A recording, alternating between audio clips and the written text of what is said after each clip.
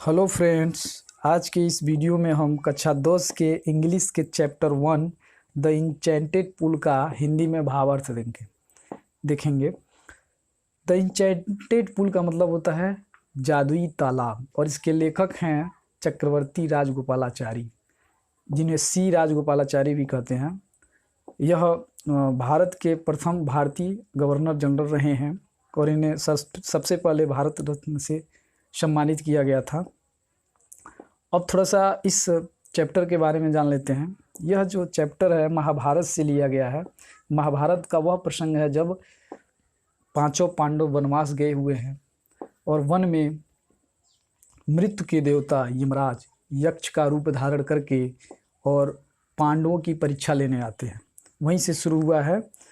युधिष्ठिर के भाई सभी जंगल में पानी की तलाश में गए हुए हैं और युधिष्ठिर उनकी प्रतीक्षा कर रहे हैं। काफ़ी देर हो चुका है और उनके भाई नहीं लौटे हैं। इस तरह से वो चिंतित हो गए हैं और उनको भी प्यास लगी है। तो स्टार्टिंग है यहाँ से। Yudhishthira waited for his brothers. Yudhishthira waited for his brothers in anxiety and thirst. Can they have been subjected to a curse, or they still wandering about in the forest in search of water?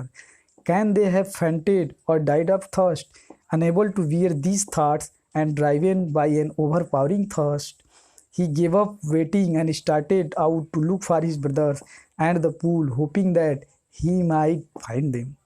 यहाँ से देखिए, Yudhishthira weighted मतलब युधिष्ठिर प्रतीक्षा किए, for his brothers माने अपने भाइयों की, N anxiety माने चिंतित होकर या चिंता में, एंड थर्स्ट माने प्यास से। यानी युधिष्ठिर प्यास और चिंता से व्याकुल अपने भाइयों की प्रतीक्षा किए।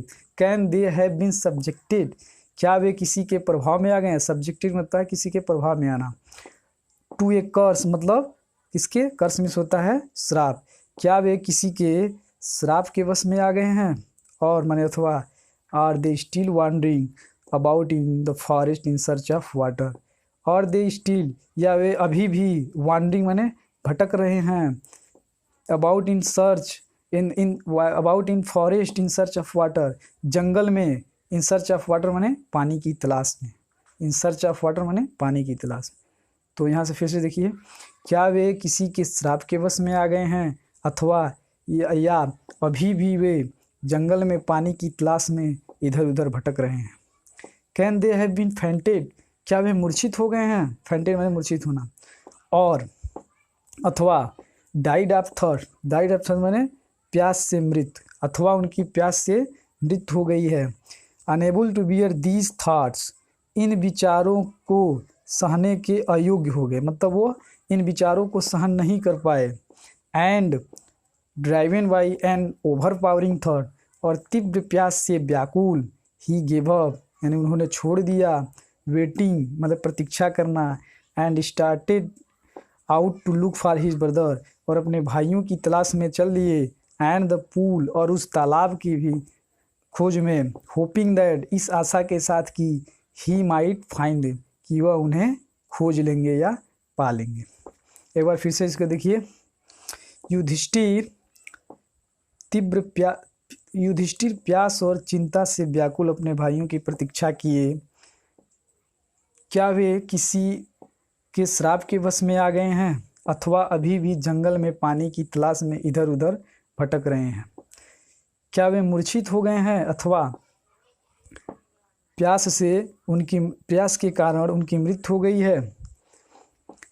इन विचारों को वो सहन नहीं कर पाए और तीव्र प्यास से व्याकुल वह अपने भाइयों की प्रतीक्षा करना छोड़ दिए और उस तालाब और अपने भाइयों की खोज में चल दिए, इस आशा के साथ कि वह उन्हें खोज लेंगे। चलिए अब यहाँ से देखिए। Yudhishthira proceeded in direction his brother had taken and kept on walking through tracks full of wild bear and spotted deer and big forest bird till he came upon a beautiful green meadow around a pool of clear water. But when he saw his brothers lying like flagpoles, unable to restrain his grief, he lifted his voice and wept. यहाँ से देखिए, Yudhishthira proceeded in direction, Yudhishthir उसी दिशा में गए, proceeded माने बढ़ना, आगे बढ़ना, उसी दिशा में आगे बढ़े। In his brothers had taken, जिस दिशा में उनके भाई गए हुए थे। थ्रू ट्रैक्स, ट्रैक्स माने होता है भूमि का कोई टुकड़ा या यहाँ रास्ता होगा। तो जो ट्रैक था वो क्या था, full of wild bear, full of wild bear मतलब जंगली भालुओं से भरा हुआ, एंड स्पॉटेड डियर मतलब चितकबरे हिरण से, एंड बिग फॉरेस्ट बर्ड और बड़े जंगल की पक्षियों से वह ट्रैक भरा हुआ था। टील माने तब, he came upon a beautiful green meadow, तब वह एक सुंदर हरे चारागाह पर आए। But when he saw his brother lying there like flag poles, but माने लेकिन, वेन ही सा जब उन्होंने देखा, हिज ब्रदर्स माने उनके भाई, लाइंग माने पड़े हुए थे, देयर माने वहाँ, लाइक फ्लैग पोल्स मतलब ध्वज स्तंभ की तरह। फ्लैग पोल मतलब होता है ध्वज स्तंभ, मतलब झंडा वाला जो पोल होता है उसको बोलते हैं ध्वज स्तंभ। तो उन्होंने देखा कि उनके भाई ध्वज स्तंभ के समान पड़े हुए थे। अनेबल टू रिस्ट्रेन, रिस्ट्रेन माने रोकना, और ग्रीफ माने होता है दुख, अपने दुख को वह रोक नहीं पाए। ही लिफ्टेड हिज वॉइस, और उनकी आवाज़ निकल पड़ी, एंड वेप, और वो जोर जोर से रोने लगे या चिल्ला चिल्ला कर रोने लगे। यहाँ से देखिए, युधिष्ठिर उसी दिशा में गए जिस दिशा में उनके भाई गए हुए थे। वह रास्ता जंगली भालुओं, चितकबरे हिरणों तथा बड़े बड़े जंगली पक्षियों से भरा हुआ था। तब वह एक सुंदर हरे चारागाह पर पहुँचे, जिसके चारों तरफ स्वच्छ पानी का तालाब था।